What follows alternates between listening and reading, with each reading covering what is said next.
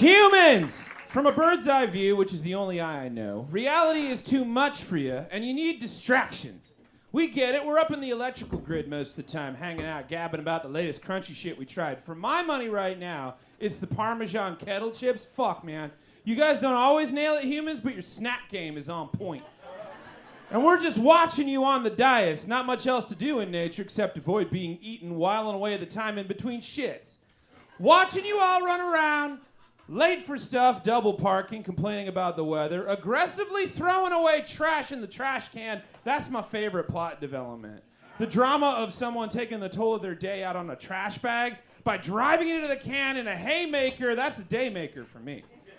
They are the perfect distractions from our day, up on high in your perches, so we get it. We all want an escape. Sometimes you gotta run just as fast as you can, holding on to one another's hand. Sometimes you gotta get away. You gotta fly away. Yeah. Sometimes you wanna go where you know everybody's name and are always glad you came. Cheers, bitches. I'm talking about movies.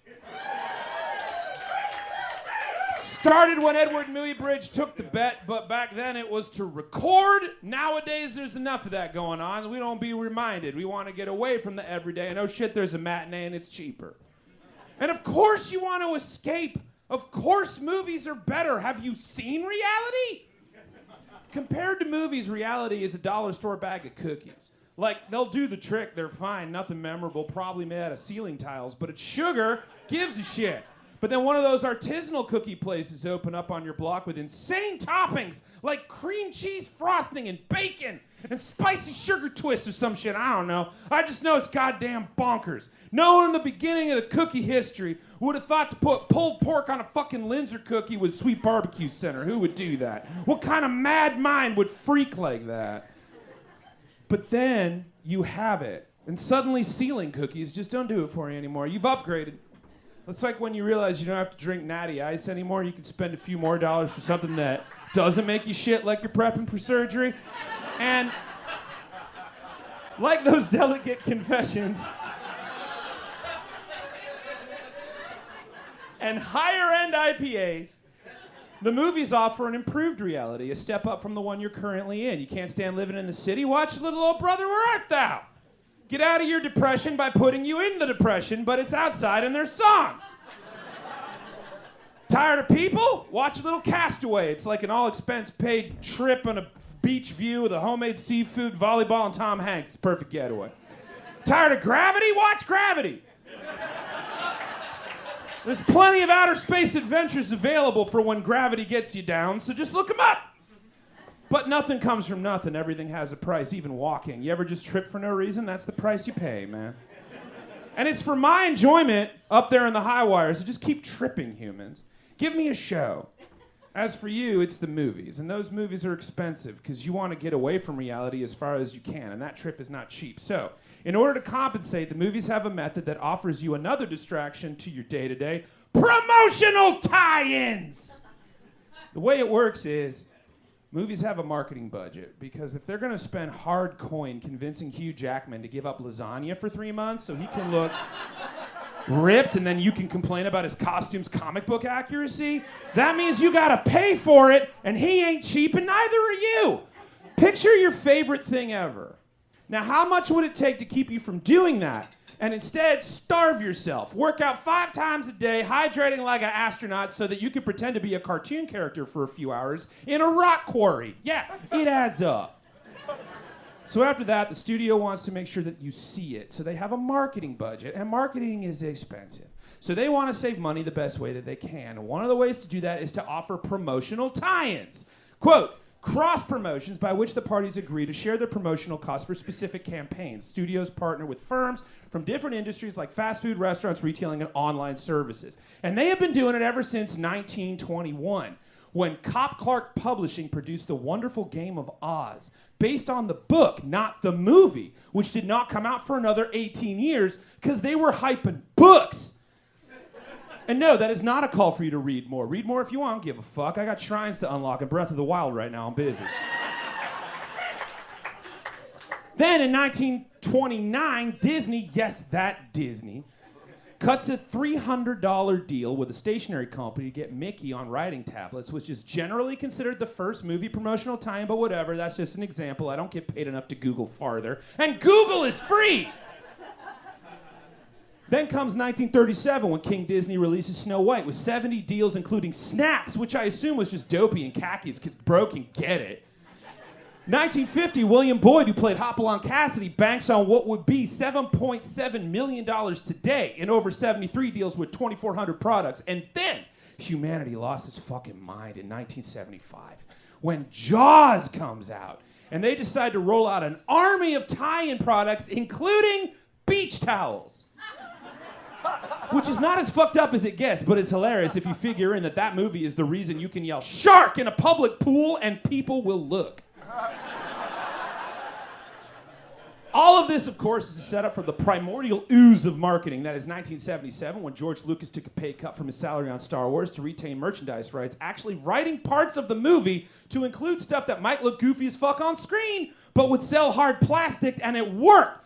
Because no one thought Star Wars was going to be a hit. And I don't know if you've ever heard of it, but it kind of has a little fan base so big, and it did it so early on, that the Kenner company that Lucas sold the merchandise rights to actually sold empty boxes with certificates promising that they would IOU and R2-D2 just as soon as they made the fucking thing. And now those boxes are worth a fortune, and it only gets weirder from there.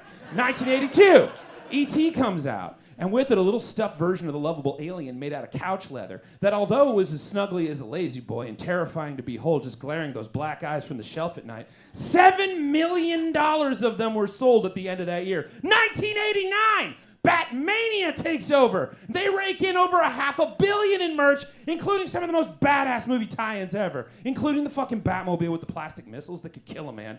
And this was at the end of the 80s when they didn't give a shit about child safety. Those fuckers could defend a home invasion. From then on, it was paradise. Cup toppers, swatches, Happy Meal toys that parents would drive across state lines just to complete the collection. They were the Pokemon of the 90s promotional memorabilia, because you gotta catch them all. And then came fucking Pokemon! But by then, there was no stopping you. 1992, you could buy the novelization of the movie Bram Stoker's Dracula. I'll give you a minute with that.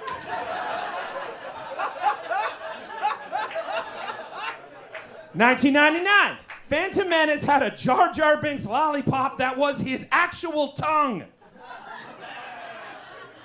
Street Fighter the movie, based on the game Street Fighter, had a game based on the movie, based on the game. Street Fighter the movie, the game. It's a horrifying Lovecraftian turducken of marketing that, to behold, would turn your whole body inside out even more than the Sex and the City thongs, which were a thing. Fucking Wild Wild West had merch. And now here we are, 2024. And Dune Part 2 has dropped what is perhaps the most confounding marketing attempt since the black-dyed burgers that keep coming back. Stop it!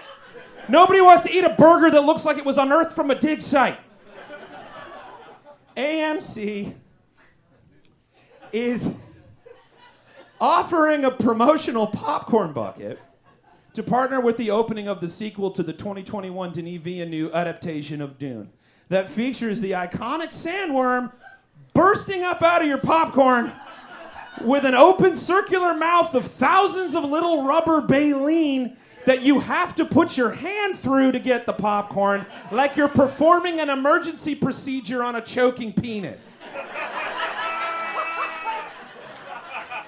Humans, the only 2 words you got in your English language to describe this unholy snake monster plastic fleshlight coming at you above your popcorn is dick bucket. I wish I had a nuance, but I don't. It's a dick bucket. And even if you don't see it, you'll see a spot to put a dick into a popcorn bucket. So, after 100 years of movie promotional tie-ins, you have evolved into dropping coin on dick buckets to find a distraction from getting dicked by life. Now, meanwhile, in Brazil, the patrons of the Net Station Cinema in Rio de Janeiro at a late-night screening of Alexander Payne's The Holdovers, the theater people that run the theater forgot there were patrons in the movie, and they locked them in for the night, shutting everything down, making them spend the night in the theater alone, which is the plot of The Holdovers.